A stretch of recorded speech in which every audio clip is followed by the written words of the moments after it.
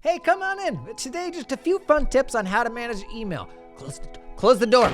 Aha! Today, we've staged an intervention because you need help, because you're spending too much time on email. Your Outlook is open right now. Did I just hear a notification from your phone? You got your email client on your phone? Oh, groan. This isn't a cute little video of tips. Today, this is an intervention. Because the only way to spend less time on email is to receive fewer emails and send fewer emails. That's it. No hack, no cheap tricks here. Why is it that in the rest of our business, we reserve our big brain capabilities for only the most complex technical work, or the biggest problems, the biggest headaches? But your email inbox, you'll spend the whole day responding to softballs and Cabela's ads. Don't. You're better than that. Okay? 8 steps to help you stick those emails where the sun don't shine. Let's do a different one to get you spending less time on email. Number 1, you gotta open yourself up to help. I honestly think the biggest thing blocking most of us from pulling somebody into our inbox or changing the system is we're not willing to make an admission that we're in over our heads. Take it from me, a guy that ran an 80-year-old legacy accounting firm who was the first partner to ever have an assistant. To be the guy that needed an assistant. Whoa, look at you. Look how impressive you are. What a snowflake. You know what I wasn't doing when I was in over my head? Being a good boss. Unblocking the rest of my team. Giving my team any of my time. The cost of not getting help is all the things that you aspire to be, to do better at. You're not giving up, you're accepting help to get back to doing the important stuff. Now, step number 2 is inside of our accounting firms, we have to depersonalize inboxes. There's this weird misplaced propriety over the email inbox. And it's probably because it started as like a very personal thing when we started emailing people personally, the fact that we have our names on our email addresses. But the reality is email inboxes in an accounting firm are like the receiving bay of a firm. It's where new work comes in. It's where information comes in that unblocks stuff that has to get done. If a member of your team said, "You can't see in my inbox. This is my inbox." If I'm the boss, I would say, "Poppycock, you work for me, bub. You get hit by a bus tomorrow. I need to know what's happening in there." But when it's your inbox,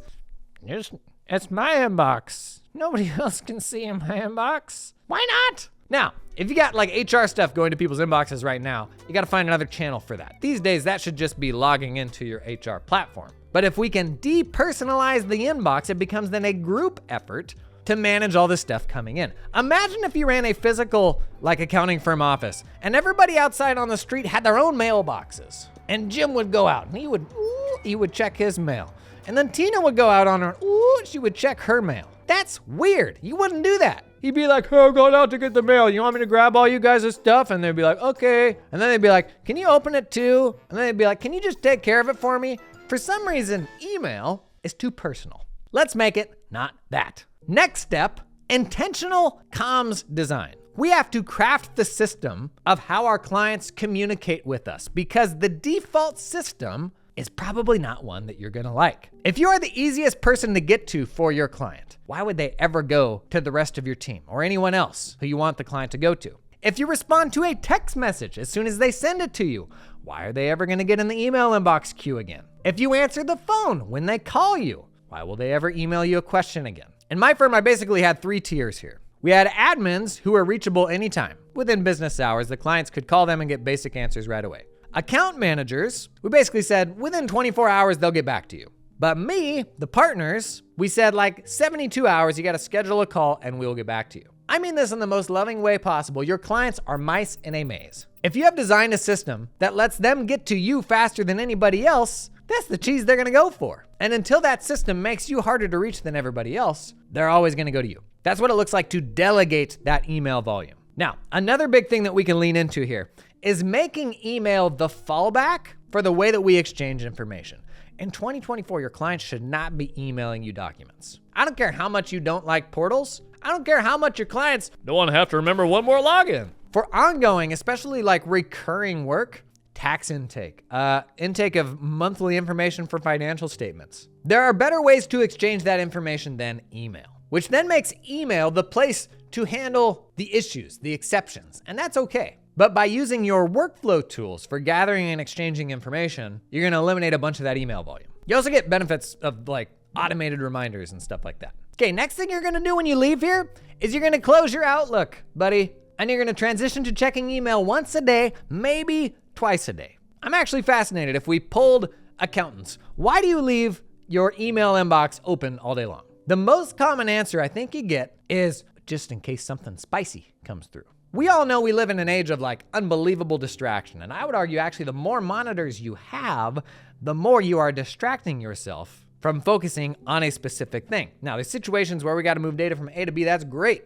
But 4-monitor guy, what's on your 4th monitor right now? Slack, Twitter, your inbox? A great change that I made was to make monitoring somebody else's job.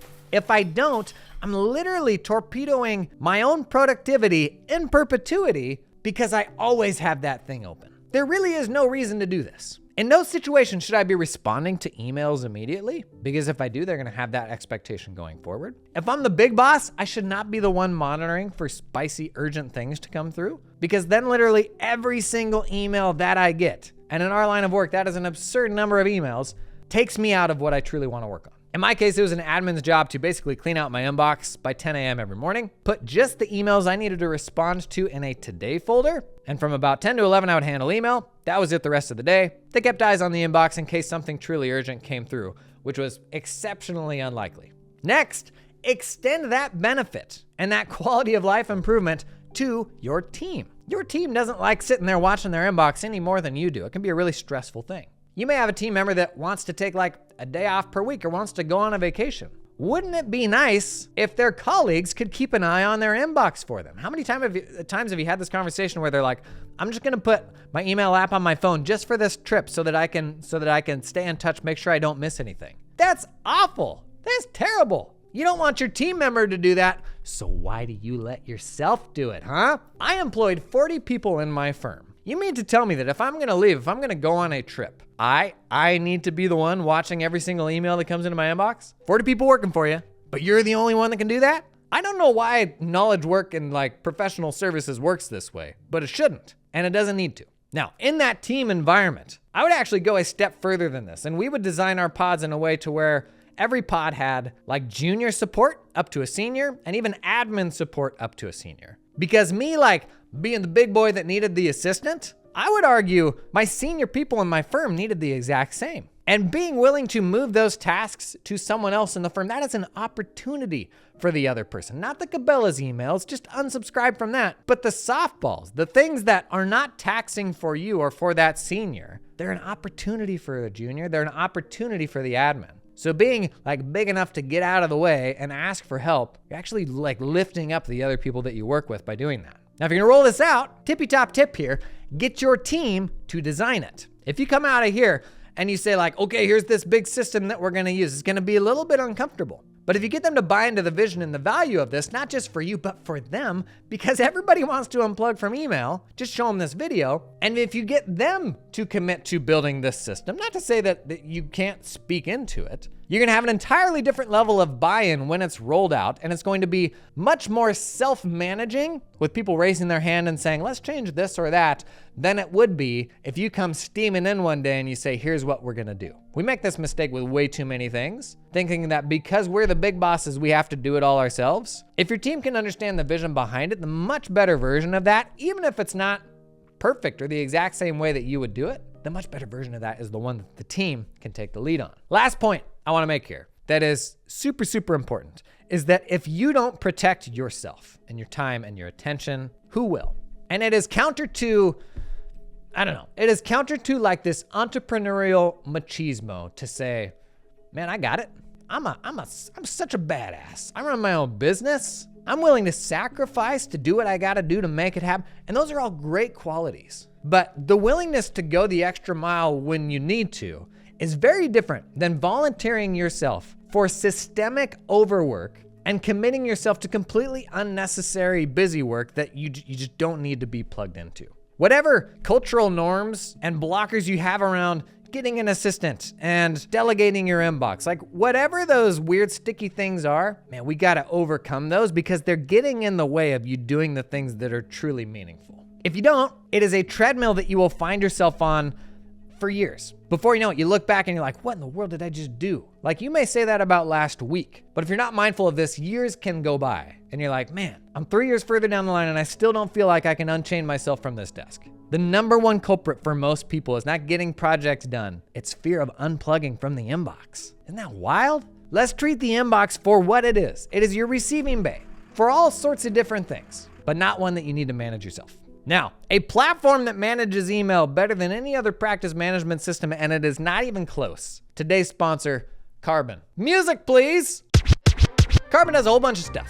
They're a pretty mature PM at this point, supporting even really big firms. They're one of only a few PMs I recommend for big firms. But clear down to wee bitty firms. One thing they've done better than anybody else is integrating the reality of email into our day-to-day work. Because the truth is, we spend a stupid amount of time on email. Not just us, but our teams as well. Carbon has what they call triage, which is email built directly into the practice management system. It means you're not using Outlook. It means you're managing email from the same place that you manage work, which makes it easier than ever before to delegate work from an email, associate it with a project, truly build it into your workflow so that you can get out from under it. They've even got some really cool advanced reporting stuff for measuring like response times to clients. You know that whole comm strategy we talked about where we set up like expected turnaround times for different members of our team? Carbon actually gives you the power to measure that. Really cool stuff. Learn more about Carbon. Check out the link down in the video description. Okay, you can open the door now. Probably the biggest quality of life improvement change that I made. Being able to unplug from email. And as scary as it was, create like explicit turnaround time expectations with clients for the first time. After all, clients just kind of want an accountant that will respond to them, right? Even if it's not you, they're like, just tell me the system. And make sure that system is not one that puts you front and center unless you want to be. Thanks for coming and hanging today. But before you go, this video, YouTube thinks you're gonna love it. And I think you will too. Give it a little click. Boop, boop. There you go. Boop. Click it.